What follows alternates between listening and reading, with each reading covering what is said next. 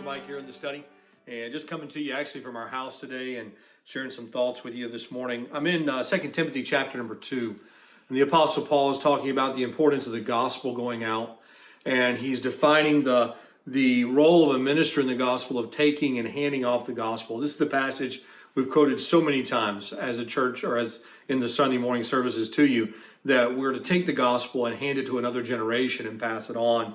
He tells us a couple of things: that we're to endure hardness as a good soldier, that we're to run the race well, that we're also to be as a farmer who endures the hard times to see the crop come in. And then we come down here, and Paul is saying that it's through this gospel and because of this gospel that he is suffering greatly.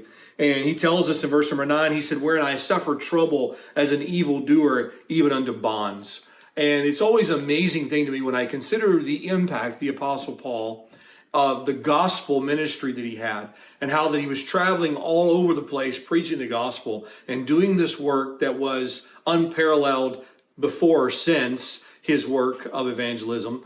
But then God chose to put him in prison. God chose to slow his missionary journeys. He chose him to say, "Now, Paul, I want you to put everything on hold, and I want you to go sit in a prison cell, and you're going to minister to a few people that come in and out of that prison cell. You'll talk to a few guards, but ultimately your ministry is on hold."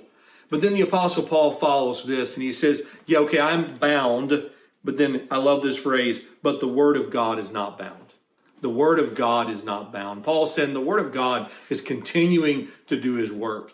You know, and we find ourselves at this time in human history, an unprecedented time, especially for the Western world, as we find ourselves asked to stay home, asked to confine ourselves to just the immediate family and to stay inside. And it can almost be a little bit frustrating because there's so much we want to see happen. But let me just encourage you upon the word of God that even in these times, the word of God is not bound. The word of God is still doing its work and going out. As I look across Facebook, I see churches everywhere publishing things. I see it on Instagram. We see it in all the different formats of the word of God continuing to go out. And don't be afraid to do the same thing yourself this week. Send out an email, call someone on the phone. Understand this, that though we may be confined, the word of God is not confined. The word of God still has a work to do, and it will not return void. Hope this will be an encouragement to you today, and we'll see you next time in the study. God bless.